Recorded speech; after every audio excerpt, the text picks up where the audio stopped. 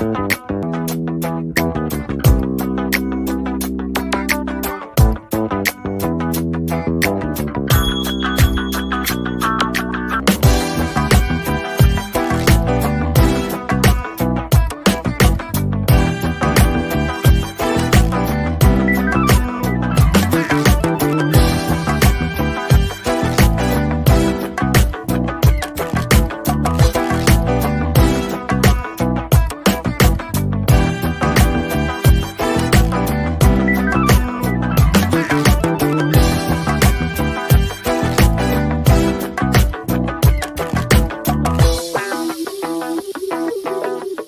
spent countless hours in the garage with your dad. Now investing in that old car and working on it with your son reminds you of him. And his legacy lives on. Fund your passion with a low-interest home equity line of credit from Bank of Blue Valley. Hi, Scott. I found my dinosaur in my rainbow poppets. You know what I just realized? So we had you do the pre-show because I was kind of a hot mess over here. I'm not sure you've ever done the pre-show all by yourself. But what I realized is you did not tell them at all that we would jump on here and how we would bring them in. So our poor panel is out there like, when do I come on the show? Right? You need some more work. Now they know we talk about Bank of Blue Valley and Burns McDonnell, and we talk about how beautiful your hair looks. Oh. It is bouncing. You're shining. Thank you. I think it's these 14 new lights. I tried to get this green out of my thing, but I didn't start. That's why I was so concerned. And I had you do the pre-show, but I just figured everybody knows they'll deal with it. How are you? I'm doing good. You're assuming the responsibility of my business partners that I work with at my day job. They're just like, he half explains everything. Just go with the flow and you'll catch on. So, but doing good. Our little girl is doing a little bit of potty training. My company is hiring, but not as much as Burns McDonnell and Bank of Blue Valley are hiring. So obviously we encourage everyone to go to their website. What about yourself? How are things going in your world? We extended 3 offers today as well. So we're, for a small company, we're growing too. And stuff's good. I was just on here talking. I'm guaranteed doesn't watch the show, so I can say it. But my son's about to be 16, and there is no worse time to buy a used car than right now. So if anybody has any leads, let me know. He's 6'4", so we're looking at some SUVs. But Chuck Morton, he was on our show a few weeks ago. He's helping me. Chuck Morton helps buy cars. So going okay. Just dealing in the car market. It's real fun. Well, yeah, as we introduce our panel, the other thing we forgot to tell them is we often tell folks to chime in and tell us where they're listening to. But one thing, it's almost like we should have the icebreaker at the beginning of the show of what what their first car was. I'd love for the audience to chime in on what their first car was, because in this market, I think inflation is going to be here to stay for a little bit. And as Chuck was telling you, and the audience will know, that it's a car may be worth $10,000, but unfortunately it's $14,000 what you have to pay for it. So right. It's not a great time. Worth of the car is, which is, to me, I had to wrap my head around for a little bit. But enough about us, more about Bank of Blue Valley and Burns and McDonnell and things that they have going on. They are not going through inflation or not inflation, but not through a recession, because they're growing like crazy. They're both growing like crazy. So Burns McDonnell has over 1,000 jobs over on their website. Bank of Blue Valley, they're everywhere right now, right? So make sure you check out both of those. And then if you are watching this, let us know if you're watching on LinkedIn, YouTube, or Facebook. Our Facebook audience has been growing. I've been noticing when I look at the analytics and all the geeky stuff I do on the back end, Scott. Our Facebook audience is growing. So let us know. Okay, I'm done talking about us. Let's bring in our audience. You know what else we didn't tell them about? We didn't tell them about this awesome music. I love it. It is good. It's your favorite part of the show, so we're going to do it. I feel like we're on Saved by the Bell right now. There's a ton of people watching. I can see. So get on here and tell us who's watching. All right, here we go. Our first guest. We're going to go ladies first. Jennifer. Garret. Patrick. Hold on, I got to finish this up. God loves the music. Keep it going. Oh, yeah. Look, Janae says, hello. I am watching on LinkedIn And Dr. Katie Irvin, who was a guest a few weeks ago, says, hi, listening on LinkedIn. Hello, ladies. Thank you for joining us. Let's jump right into it. Jennifer, who are you? What do you do? And how do you get to Kansas City? So I'm Jennifer Rome. I am with Fairway Independent Mortgage, and I am a mortgage lender. I am also the co-founder with two other lovely entrepreneurs in the city of a group called the Giving Professional KC. It's a networking group specifically geared towards professionals who desire to give back to their community. And then how did I get to Kansas City? Born and raised here. So graduated from Shawnee Mission West, went on to Johnson County Community College, and eventually Baker University.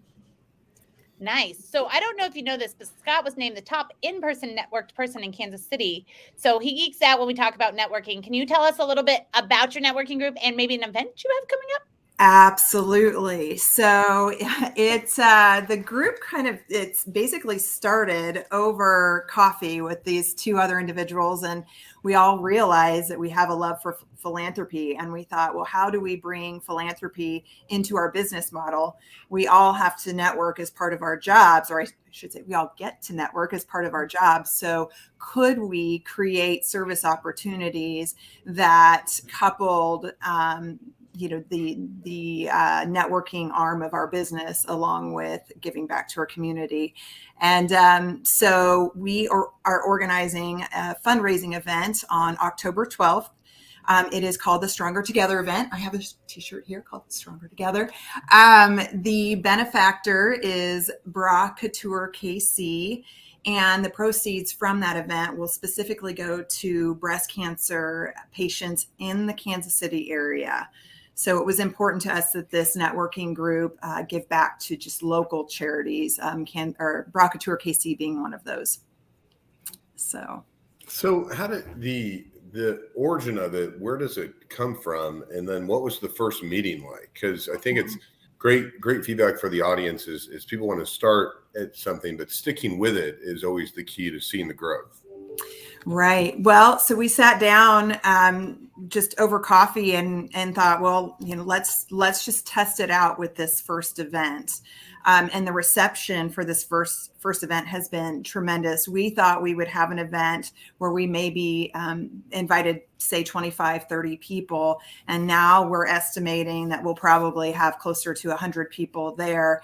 And then as we've talked about it and we've brought other people in, the reception to want to give to the event, whether it's a photographer or giving us an event space for cost, and then the doctors that are also going to be part of our speaking panel, the energy that everyone's poured towards it has just been tremendous. And so we now are sitting down and talking about, well, what do we want our executive and advisory boards to look like? And so we recognize that there's some energy behind it. And so how do we structure ourselves in a way where it is doable, it is feasible? And so I'd say we're in the elementary stages and kind of in that beta testing phase.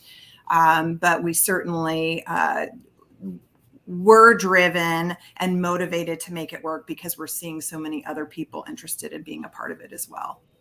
So on the other side of the house, what would you say is going on a lot with the clients or the businesses that you're serving? Maybe what are things that they're going through that the audience would benefit of knowing? And you're speaking from my clients, revenue generating business.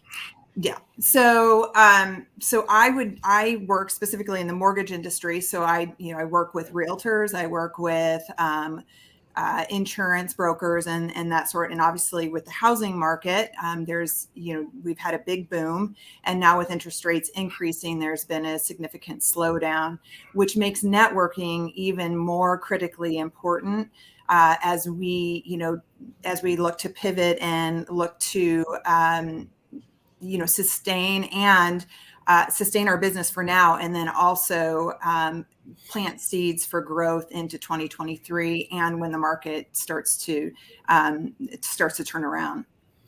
Yeah. Does it kind of feel like your job just got harder, but you're making the same amount, if not less? Does it seem like just because the limited inventory? Absolutely. And there's definitely more limited inventory. So from a buyer's perspective and even a seller's perspective, we still see home appreciation despite the higher interest rates. And honestly, the interest rates, when we really think about it, they're still historically low. But there's a misperception that they're high because we had kind of, this, 2 and 3% for a couple of years. So the perception has changed, but honestly, it's still a fantastic time to buy a home. I think Aaron froze up there. Toss it back to you, Aaron. Yeah, I did freeze up. Sorry, I don't know what's going on. Usually I have Google Fiber. I never have issues, except for today. Can you tell people how to find your event? I'm sorry, what was that? How do you find your event on October 12th? Oh, so we have right now we just have a Facebook page. It's called The Giving Professional KC. I also, if you follow me, Jennifer Rome, on LinkedIn, I will be posting about the event and opportunities to both sponsor and to donate to the cause. And I'd absolutely love to see everyone there. Sweet. All right, I think I'm back. Am I back? You know it. Nice. It's never happened in all of the shows before. You guys are lucky. Garret, who are you? What do you do? And how do you get to Kansas City? All right. Well, hi, everybody. My name is Garret Prather. I'm the Director of Business Development at Sandlot Goods. So Sandlot Goods is a light manufacturing company right here in the heart of Kansas City. And we make a variety of products, including the hat on my head, Go Chiefs. And we have locations in all three main KC marketplaces. And it's been a fun ride. I've only been here at Sandlot actually since April. So I'm one of those folks who has moved during this new kind of world we live in with the pandemic to a different job. And how I got to Kansas City, it's a little bit of I'm kind of a boomerang, you could say. So born and raised in Wichita, Kansas, then went to KU, where actually I knew Scott. And from KU went Don't over. judge him, Aaron. He was very studious. I was not. That's why he's successful. So from that, I have no comment on that part, on any of it. But from there, moved to Kansas City, and then actually moved with my wife. We got married, and then as soon as we got back from the honeymoon, moved to New York. So we spent 7 years in New York City, and then living in a 1-bedroom with a 1-year-old brought us back here, coincidentally, when the pandemic started. So it's all that winding gets me back here, and it's been actually great to be back. I really, really like being back in Kansas City. So Garret, I'll have Aaron ask the first question, but I always have to clarify. Aaron and a lot of my partners always assume when I went to college with someone, they were under the same study plan as me, which was going out 7 nights a week. And I always have to tell them that was just me. And then people came and went through there. But Aaron got really excited when she heard about New York City. So I'll let her ask the next question. Nice. Yes, I'll say my party GPA was not as high as Scott's, but we yeah. I wasn't judging you at all. I was able to party 7 nights a week and still wake up for practice in the morning, but I just was stronger than you, Scott. That's all. I know. That's why you and me had a great time. I always Garret was a very good student, and I didn't want him to be lumped in with myself. Garret, what took you to New York, and how is it coming back to Kansas City? Because I'm like you, I moved to a big city, not New York. I'm just jealous. But speaking of I moved to Dallas the week of September 11th. So it was, one of those things. But yes, I said I would never come back, and I came back. So what brought you back besides just the lack of space in New York? Yes, well, and that is key, that lack of space, and then the amount of money you're paying for that lack of space. But the first part of the answer why I went to New York was actually, I have to give credit to my wife, where I think we were both kind of itching to get out and do something outside of Kansas for a little bit at least. And so she went on a work trip to New York, and within like 3 hours of landing, she's like, I think we should move here. And my sister, my cousins lived in New York back in the day, and I visited in high school, and I was like, this place is dirty. This place has too many people, like whatever. So I text her, I'm like, you need to just be there for more than a couple hours. And I ended up flying up there for that weekend, back when air travel was cheap and on the easier side.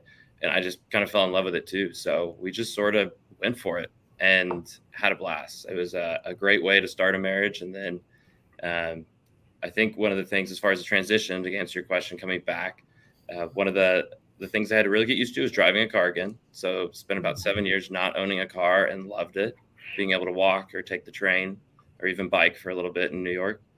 So driving again was something to get used to. And then all the space was nice too.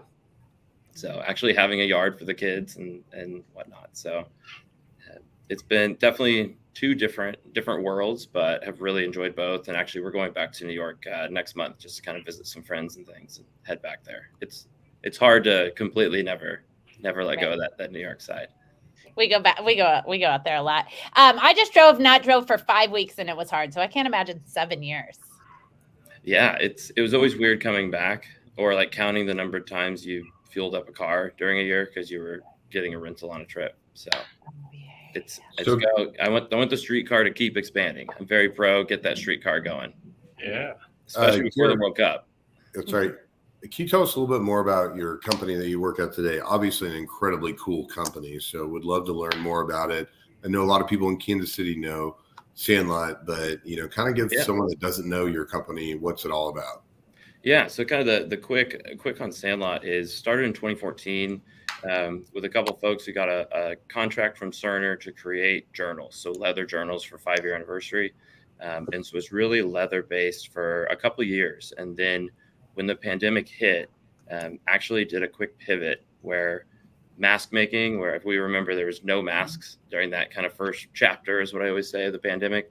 And so Sandlot actually got into mask making. And so ballooned up. We're currently 35, 40 people, ballooned up at the time to 65 employees running 3 shifts making masks. So it ended up doing 500,000 PPE during that first year. And that's, I think, important because it's very much like a Kansas City pride thing where it was cool that Sandlot was able to provide not only for the city, for first responders and so forth, but also for corporations. But also that led this pivot into what do we do next going beyond leather?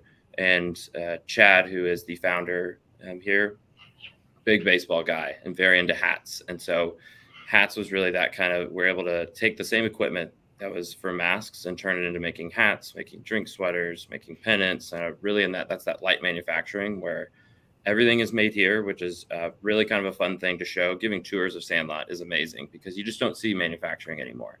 And personally, I don't even come from manufacturing. I have a finance background. I've worked more in the services industry. So to have something tangible to be able to sell, but also just the satisfaction of watching that all made is really cool. So you were in the finance industry. How'd you end up at Sandlot? Good question. So I have bounced around between finance and operations. A lot of it is just kind of business strategy side. So I did a lot of that with account management at the same time. And really, this is kind of another zigzag to my career path. I like to say it's kind of a treasure map. I'm always kind of going along the dots and unearthing the next thing on my journey. And through a friend, got connected to Sandlot. And what Sandlot's trying to do is start a sales department, essentially, and really expand upon our wholesale, but also our direct-to-consumer. And so that ended up being me. So I am the director of the business development. It's a 2-person team, and it's just been a wild ride. Lots of learnings, but also applying a lot of stuff that I've learned through my career, both related to sales and supporting a sales team. Sounds like you and Patrick need to get to know each other. You guys are kind of running that same race, right, Patrick? Patrick, absolutely. who are you? What are you doing? Hello. How do you get to Kansas City? So yes, my name is Patrick Eyberg. I'm the VP of Sales and Marketing here at Universal Registered Agents. We are just that. We are a registered agent provider as well as help out with other corporate services. So mergers, acquisitions, annual reports, anything kind of business compliance, thing to turn to us to. We handle everything on the back end. And how I got to Kansas City, I'm born and raised here. So Blue Valley Northwest, Husky alum with Mr. Havens there. Yep. And then JUCO and K-State. So did you guys know each other in high school? Got the Kansas blood. Scott's a little more experienced than I am. Yeah, he's saying I'm old. So, Aaron, you know, Couple years, nothing. There's a gentleman that was on our show, not to segue, Patrick, I'll ask you a question, but there's a gentleman helping people that are in the prison system get out of the prison system with a job and mental health support, transportation, housing, and tapping into this untapped marketplace. And, you know, it was just at an event where he was speaking and everyone was fighting to figure out how they knew them. And Patrick, did you know a gentleman named Jay Ryan that was a soccer player? Yeah, absolutely. So Jay Ryan met him at the Heartland Chamber, an African-American chamber. And then he introduced him to Drew Ains' Hadley Project.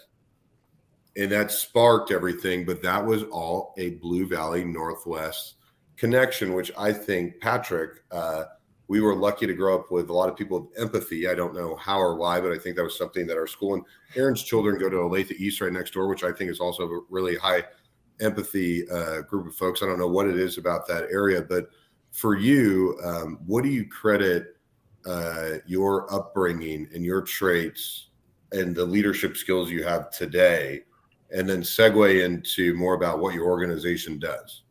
Absolutely. No, that's funny you mentioned those guys, because I played soccer with them all growing up and everything. So one, it's small world, everybody's connected. But two, I think just growing up, having that empathy, I think having the support of, you know, the parents at home, the community out there, it just seemed like it was kind of everybody pitching in for a collective effort. It wasn't ever a mine versus yours type deal. It seemed like the whole community kind of rose up and got behind, whether that was a specific cause or a sports team or a specific person.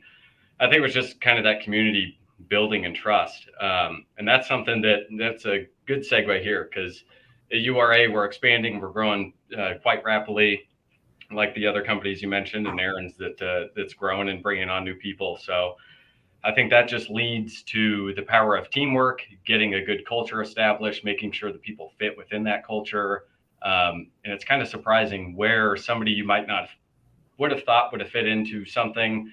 You know, you give them that support, you give them those tools, they can really kind of blow you away and make teamwork. You know, that's where it's all about. Everybody coming together and making the end goal what everybody needs.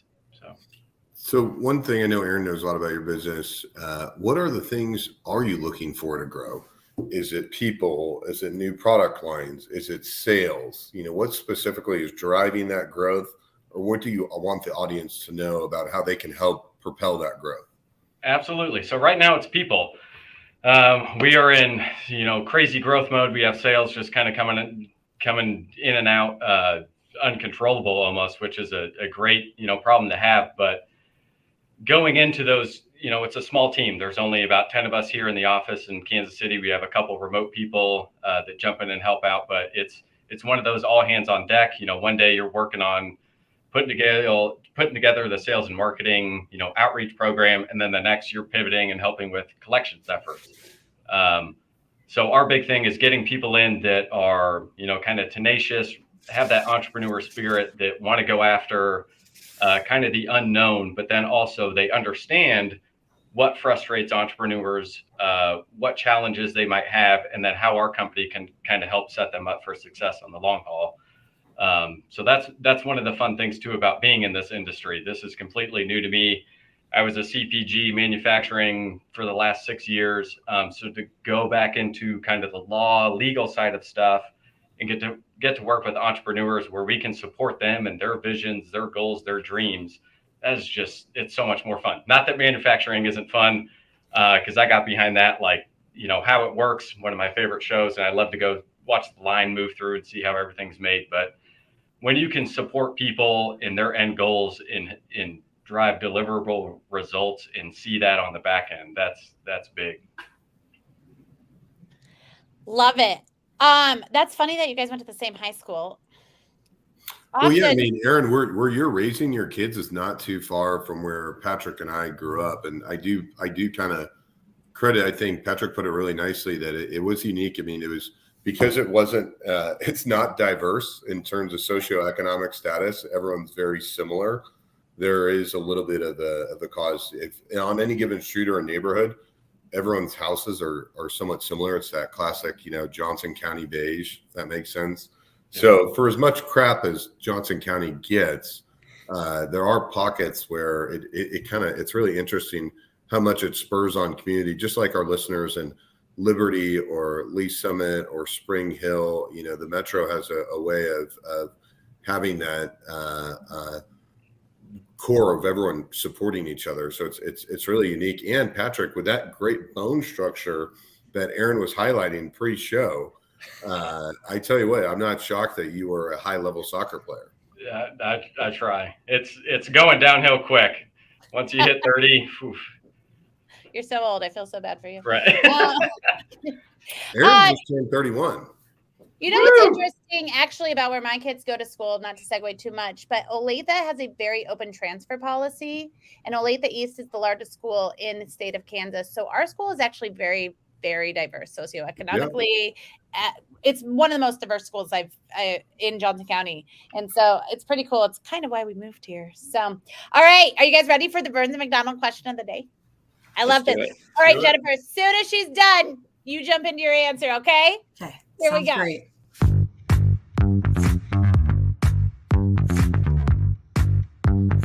Hello, my name is Crystal Holliday, and I'm an HR business partner here with Burns & McDonnell, and I basically help our leadership team and management team align their business objectives to their people. And my question for you today is, what's a recent lesson you've learned in business? Oh, goodness. That's a great one. Obviously in the industry I'm in, the market changed significantly halfway through the year. So we are all in the process of reinventing ourselves. So that is definitely the lesson I've learned is you can't be too comfortable. You have to be able to pivot and look for ways to reinvent yourself, try new things, and not be afraid to put yourself out there. So speaking of reinventing yourself, how do you get the courage to want to reinvent yourself? Because I think sometimes people overthink it. And so what encouragement do you have for the audience about reinventing yourself? Oh, okay. Well, so if you don't mind me taking a couple minutes, I will share a little bit more about my background because I think that will shed light on courage. So the lending role is actually my third career. My first career was as a dental hygienist. I did that for 9 years, and then I spent 13 years in the traditional corporate world until 2020 when COVID hit. I was furloughed due to COVID 4 days before I was to close on a home. And it was just after I finalized my divorce and after a breast cancer diagnosis. And so you had a little bit going on. Just a few things. And, it's interesting though. It's all about perspective, right? And during that time, to be honest, it was a dark, dark time.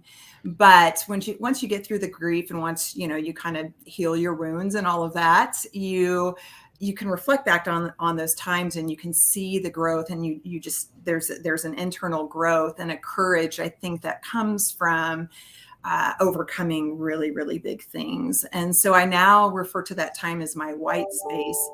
And, it was an interesting time because, I didn't have a job to go to. I couldn't go volunteer at my kids' school to fill my time. I couldn't meet friends for lunch or network in the traditional ways. So what was the time frame again? This was like right when the pandemic started? Mm-hmm. Wow. March 26th, I was furloughed and I was supposed to close on a home on March 30th. Wow. So, I am what I call an overcomer though. And I found something every day to cling on to, something to focus on. I mean, I had two young boys and I could not let them see their mom. I mean, they saw me sad, but I couldn't let them see me just completely fall apart. They needed to see an example of overcoming. And so it was in the little things I did that just kind of kept me going. And then I hired a career coach, and that was a fascinating exercise because we did a lot of, there was personality, interest tests, and all of that. But one of the most profound exercises that I still carry with me is she asked me to go back and look at every single job I ever had and every chore that I had and list what I liked and what I didn't like. And when I got to the end of that exercise, coupled with all of the personality and aptitude and interest tests, we boiled it down to 5 or 6 things that were incredibly important to me to have in my life in general. And then how many of those things could I get from my career?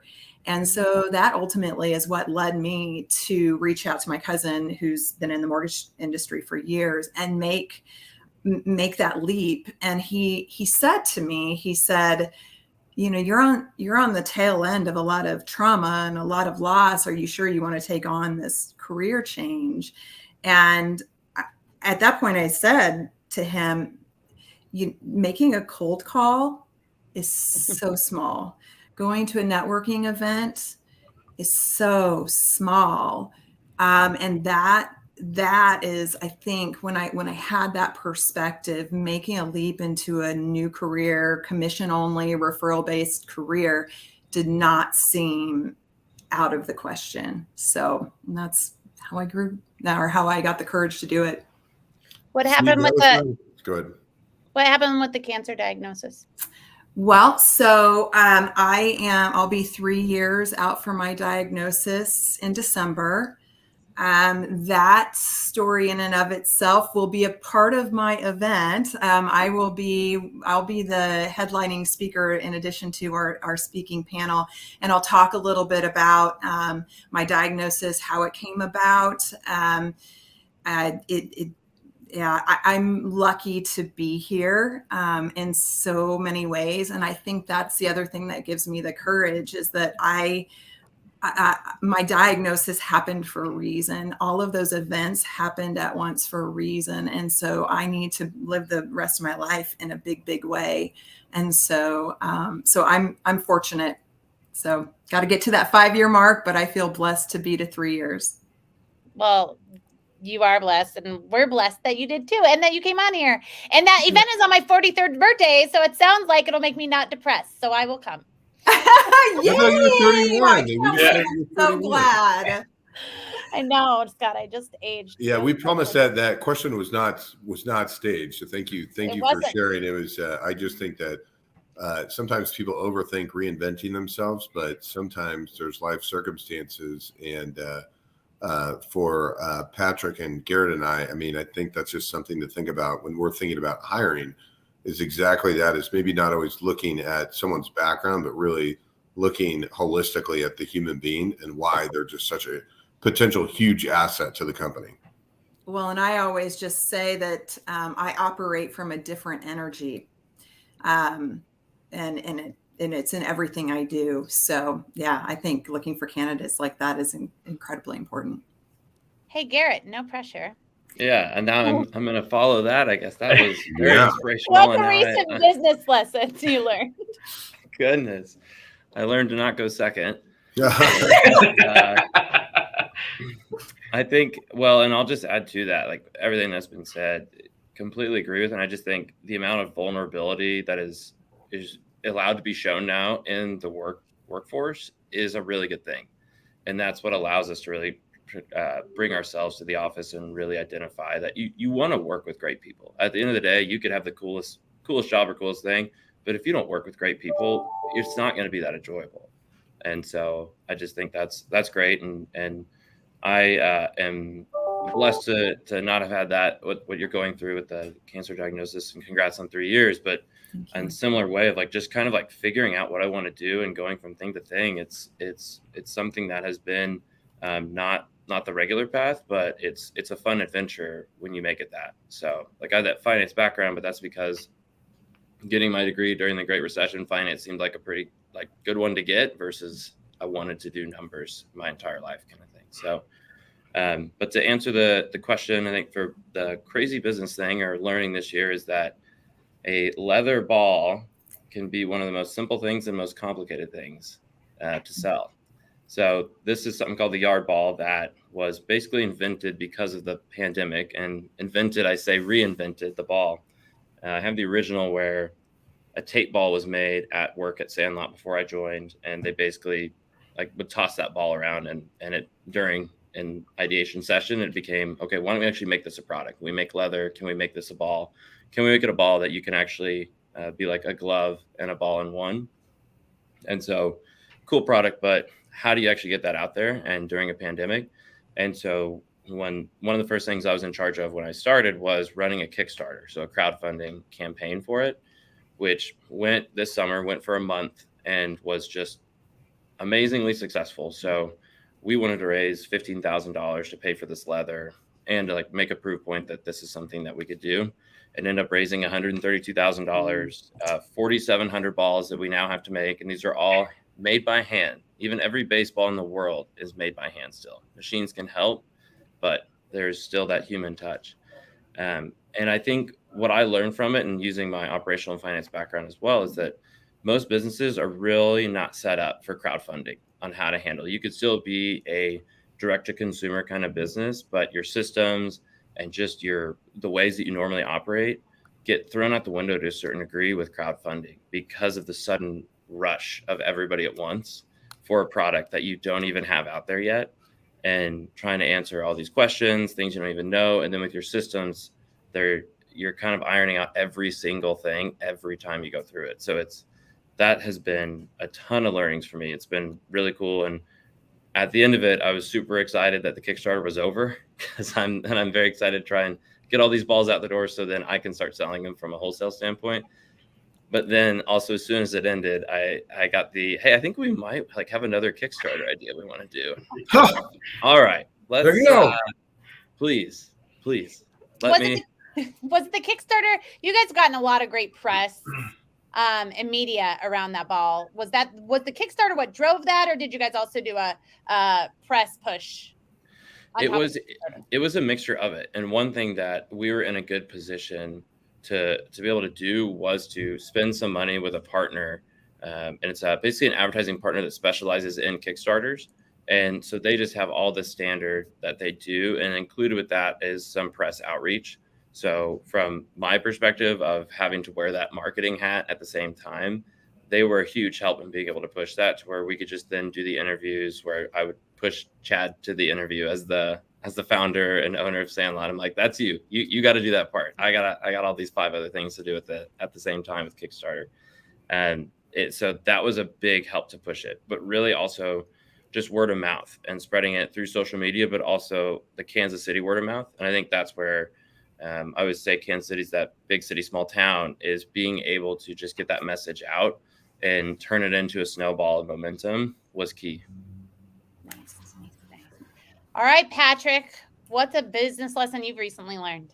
Awesome. I'll kind of play off theirs, but again, kind of the power of teamwork, but maybe more specifically, just the positivity too, of bringing a positive mindset to that teamwork.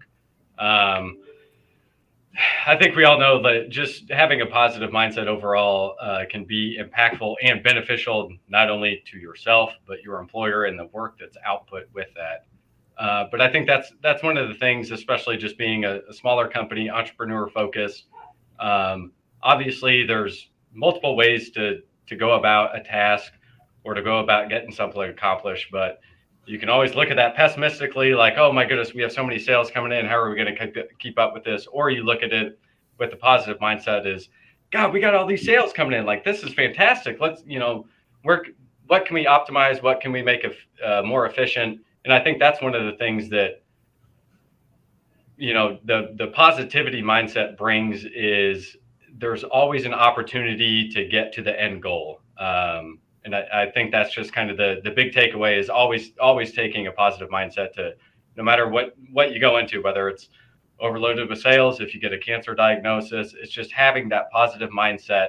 And it's one of those that too, you can fake it till you make it. Like, you don't always have to be the happy, bubbly person that, oh man, whenever I talk to them, it seems like nothing's ever going wrong in their life. No, that's just the way they interpret things, the way their perspective is, and the outlook that they have on life is to keep everything positive. So I think that's one of my main takeaways as a leader to help kind of usher in that next culture is have a positive mindset and kind of breed that within your own culture.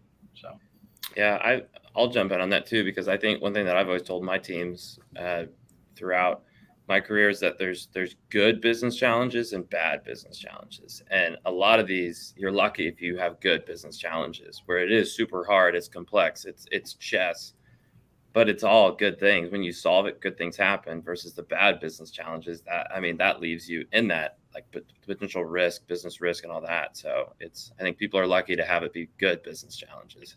Yep. I saw this quote yesterday, and it was big during the pandemic, and then I hadn't seen it for a long time, and it showed up yesterday when I was probably complaining about some good business challenges. Maybe it showed up right then. But it said, and I think it's so great to remember, that pressure is privilege, right? I just love that one, because champagne problems are problems, but God, wouldn't you rather have those than some of the other ones? Yep. Yeah. Absolutely. Scott, what's the business lesson you've learned?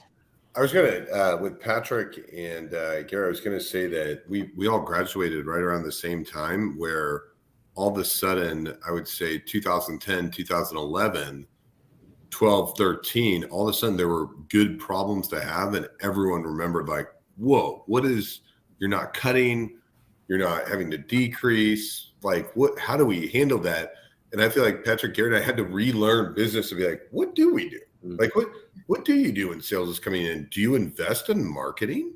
Like, do you grow? You absolutely do. No, but I mean, like, I'm just saying we didn't know what to do. Yeah. So I'm going to take the question totally different. Because when people are like, hey, how's business going to go? Do you want me to give you the cheesy business development of like, it's great, it's going so good, I want to motivate you to tell you how great I'm doing so then you'll buy from my company? Or do you want the real answer? And so I don't know that. I was going to see what the audience had to say about that. I always think the real answer. You already know that.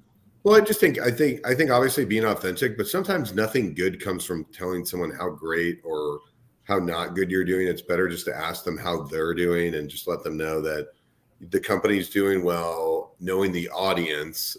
If there's something in particular, I know Jennifer knows someone I may hint towards that we're working with manufacturers in Lenexa and had a lot of really good success because I know Jennifer knows someone in that realm. But I guess the business lesson that's consistent is business always looks good on paper. It's the people that is the true psychology of getting better. And people's the common factor that none of us can ever predict. And so Aaron, as an entrepreneur, I always say has a really, really strong core because on Monday it just gets beat up for running a business. And so I admire my friends that are entrepreneurs because it's not for the faint of heart. So Aaron, back at you, what is a business lesson you've learned? And you can't give 77 of them. You have to give one. Yeah, no, I have a great one because we've been hiring. It's hard. I mean, we have the pressure problem, right? We're getting so many resumes per job. And so that becomes its own thing. And just you see those red flags. If you do the interview process right, don't try to ignore, right? Try to ask the questions if you see the red flags. I think that's all I really want to say about it is I think we all try to make excuses for all sorts of people and then kick ourselves 6 months down the road, right? So just listen to your gut and pay attention to the red flags. Like in everything I'm learning, pay attention to the red flags. If you pay attention up front, it saves you a lot in the back end. I feel like I'm allowed to be sexist since I have all female partners. I feel like always having women's intuition on those hiring is really critical, especially senior level positions where I think women can see things that men are maybe have a blind spot towards. And so that's been something that's been huge for myself in business is just having different perspectives of people reading people as opposed to just a bunch of guys hiring a guy. I just think so. Aaron, it wasn't that bad. You were like, man, he's about to say something inappropriate. Sometimes I get a little bit concerned about you, just a little bit. All right, listen, we got about 15 minutes, so I want to chat through this so that we don't have to do one of Scott's stupid icebreakers at the end. So take up all the time, guys. All right, Jennifer, here's my question. We are almost, can you guys believe this? We are almost in quarter 4 of 2022. Like, I'm like, what just happened? These 3 years are just a blur. But where are you in your goals? I know, especially for your industry, 2021 probably has to be such a blur. So where are you on your goals for 2022? And what's your plan for the last quarter to really come out of this year saying that was a good year? Well, so I have obviously production goals, and then I have other intangible goals. And I would say all the other intangible goals, personal goals in my life, all of those I have met. Production goals, I set a very lofty goal to double my production this year. And while I am still shooting for that, I actually met my production from 2021 already in July of this year. So I do have the potential, if I can continue to grow, to double my production, my personal production in this year. So plans for that is just spending, I would say the volume of loans that I'm handling and client inquiries are down, which allows the opportunity to network a lot more. And so I am just working hard on expanding my network, individuals I connect with, because you never know where new connections might lead business-wise. So that's how I'll finish strong. Can I jump in here really quick? I have one more business lesson just because Jennifer keeps touching on it. And every time I think I should say something, because I did a pool this year. And what happened is we all wanted pools for the past 3 years. So pool guys quit calling people back. The best time to call people back, network, and do good customer service is when you're the busiest, because then you have a whole pipeline to call that trust you now because you were the one that called them back when no one else was. So I think that's a great point. Yeah. Garret, how about you and your goals? Yeah, I think goals for me up to this point through Q3 was just to kind of set everything up for Q4. Generally, we're the busiest with fall when it comes to wholesale, everybody trying to get out their styles, but also when it comes to licensing that we have for colleges and professional and so forth. So it sets up for a really busy fall to then go right into a really busy holiday season. So I think we've done a good job to put ourselves in the position to really, really do well this Q4. But with manufacturing, as I've quickly learned, it is very much trying to get everything to fall into place on the production side. And that, I think, is, for me, when it comes to another business lesson, we can do a bonus business lesson, is with that world of manufacturing, if you get a batch of hats wrong, they're pretty much done. There's not much you can do about them. It's that finished product. You have to just make it, they're scrapped. You have to do a whole new one. Whereas in the previous world with services, you could redo that PowerPoint or get something fixed digitally and get that and salvage it and at least take some learnings. So it's really tricky, and we're going to have to be really balanced on how we get everything produced and out there for Q4 to really hit our number. Okay, I have a really important question, and then you can go. Do you have KU licensing? We do. So we have KU licensing for drink sweaters, for pennants, totes, everything but hats. And that's because KU is on the tougher side. I'll say that. Hopefully somebody's listening from KU can help us. We got a little bit of chicken and egg where it's, we need to prove that we can sell a lot of KU hats, but then they'll give us licensing. And so we're like, well, give us the licensing. Then so are you doubling down on your football stuff? We have a lot on Kingdom. So these are actually in Arrowhead Stadium. So we're in all the stadiums. Football too. I know, but KU football. So what I'm saying is we're building off of that and so we don't have Chiefs licensing, but we have Chiefs inspired. And so the same thing with KU, where we're doing our KU inspired hats. Those have been doing well since the national championship, but also gearing that up and really targeting it towards the football season to then lead into basketball season, I think is going to be big. So yes, we are going for that. And hopefully I can come on in a year or two and say we do have KU hats licensed. And we'll be like bowl champions year after year after year by then. Yeah, it'll be busy. Rock chalk. Okay, go Scott. Garret, so if the people listening actually send Aaron and I emails, and one is to the more popular people in Kansas City, Darcy Hall of KC Rise and Caroline, that just sent me an email and said, "Hey, Garrett's on the show." Yeah. And so do you want to give everyone a little bit of a glimpse of your connection to that and then where you are today?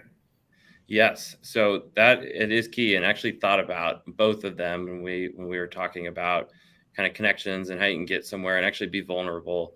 So all that really wrapped up, but I have to credit. So Tyler Enders, who I know from college as well, and he's one of Made in KC's owners, and he is an owner here at Sandlot as well, introduced me to Darcy when I was moving back, saying, this is someone that you just need to meet.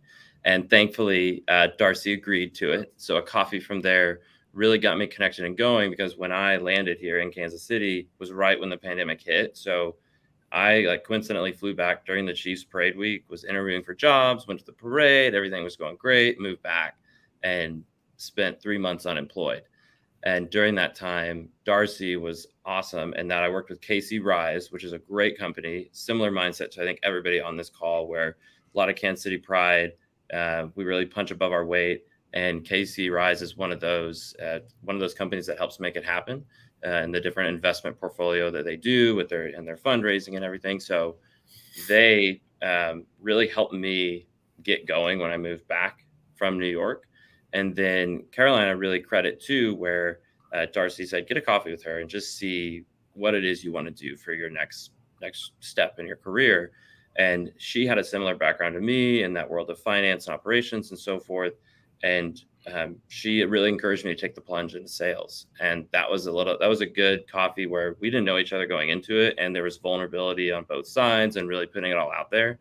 And that gave me that courage to say, you know what, I can't do this. Let me jump into it and lean on my network to help me too, to help me understand. I mean, a mutual friend that we have, JC Sutherland, Scott, he's like, these are 3 books you need to read right away. And this is how you will start to understand and get it and apply a lot of the skills or things that you do in your personal life to your business life. So yeah, it's a good shout out to both of them there. It's once again, it's big city, small town mindset. And that's what makes, I think, Kansas City is doing great things and has such great potential to keep going. What was the favorite out of those 3 books? Say that one more time. What was the favorite out of those 3 books? I think New Sales Simplified is my favorite, because something too, when Scott was saying, when people ask, how's business going? And you're working on business development, it really emphasizes, you need to talk less. You need them to talk. You need them to be telling you what you're doing, because for me, I could sell them any number of products you can see behind me. But you know what I really need to do? I need to hear what's going on with them, to what's even applicable, how it's going, what might be good for them. And so that book really hits on it, to where if you're doing most of the talking and you're on the sales side of that meeting, you're not really doing that good of a job, because you're not really hearing what the customer needs or wants and how you can provide the value. Awesome. All right, Patrick, got a few minutes left. So let's talk about your 2022 goals. All right, the last goals. So we're doing, like I said, I think at the beginning of the show, doing really well, month over month and comparative year over year. So our big one for the company wise is to bring on a couple more partners kind of in the corporate service space. So if you're a corporate service partner out there looking for a quality registered agent, give us a shout. But internally too, the next big thing that we're kind of working on is we recently unveiled LLC formation packages. So to go out and set up your business from start to finish, and setting up your LLC in any state nationwide, we can help out with that. But that's kind of our big push for the last half of this year, is getting that service fully rolled out, getting some ads spun up towards it, and just getting some more brand recognition behind it to compete with some of the others out there in the market. So how are you going to go about in terms of doing that? Is it hiring? Is it marketing? How are you going to accomplish those goals?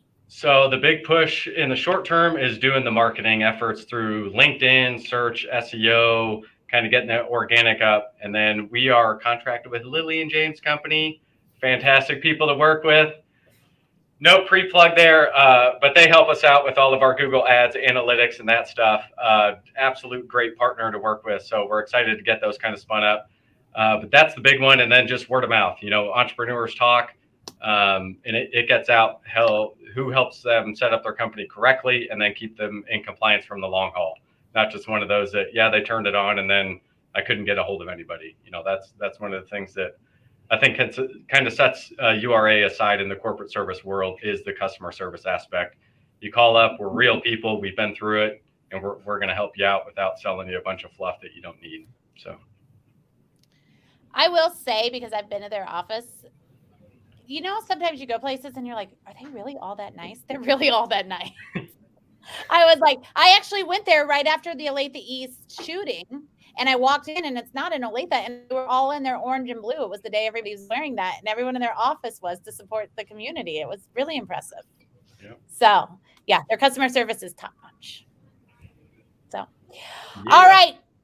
We got 5 minutes left. You can ask one of your stupid questions with short answers. There's only almost 4 minutes left. I hate this. Yep. Garret Design Resources negotiates a lot of second tier, not like Texas or Ohio State licensing deals. That's the people you want to talk to. And then Casey Rise is Kansas City's venture capital fund that invest in venture capital companies in Kansas City. So for context there. So Jennifer, how did you get to your first date? And what was the car? Did someone drive you? Or did you drive yourself? Speaking of cars, how'd you get to your first date? I don't even know if I remember. I'm guessing I drove. Mm-hmm. And what was that car? A 1979 Ford Fiesta. Woo! Nice. It was. Yeah. It was classic. Garret, how'd you get to your first date? I think it was driving as well, and that was a red 92 Volvo, because my parents were on that Volvo is safe train, so that's what you're driving. Patrick, was Tech 9 or Bone Thugs playing with subwoofers? Some old tech, but I think my first date, Mom might have dropped me off at the movie theater. Town the old minivan with the automatic sliding door. So I looked a little, right. We're not. Man, yeah, you just press the button and close on your own. That's fancy. Don't worry, girl. I got this. That's awesome. Do you remember the movie by any chance? No, I have no idea. Too funny.